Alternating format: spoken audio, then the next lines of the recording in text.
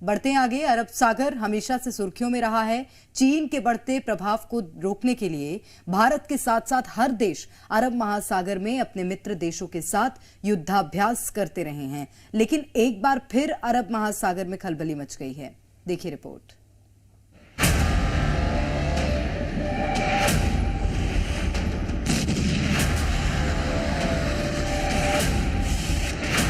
अचानक क्यों सुलग उठा अरब सागर?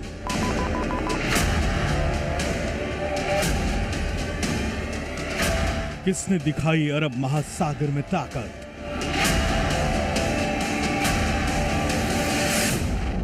एक तरफ इजराइल और हमास की जंग है जो रुकने का नाम नहीं ले रही,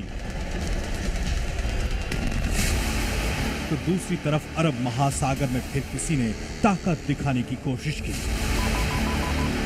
एक बार फिर अरब महासागर में आग का बवंडर उठा, फिर अरब महासागर सुलग उठा। चारों तरफ कोहराम मच गया। अरब महासागर में ड्रोन अटैक। कैसे मच गई तबाही? ड्रोन से हमला बिल्कुल भारतीय तट के पास हुआ। विद्रोहियों ने अरब महासागर में लाइबेरिया के झंडे वाले टैंकर पर ड्रोन से हमला बोला।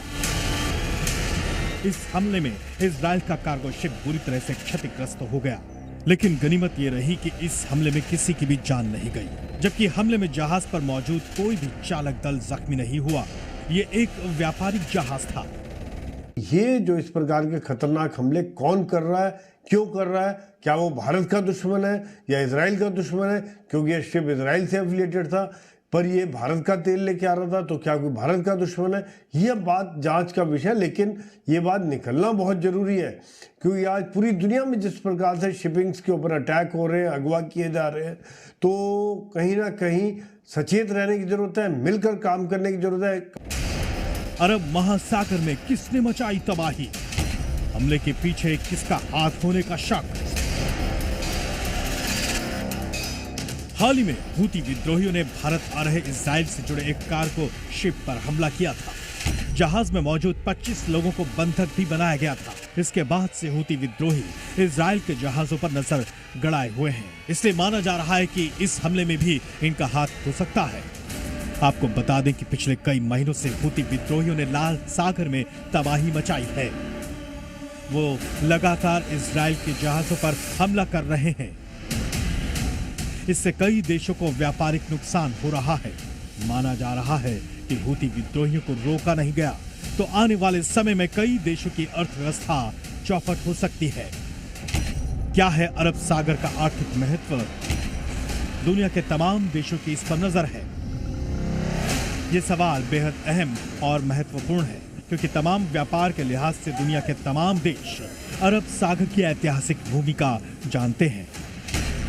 आज अरब सागर ग्लोबल लेवल पर शिपिंग के लिए एक महत्वपूर्ण क्षेत्र बना हुआ है।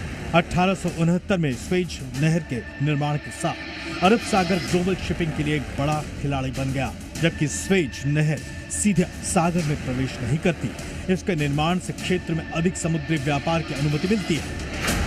अरब सागर को दुनिया के सबसे बिजी शिपिंग लेन में एक माना जाता है।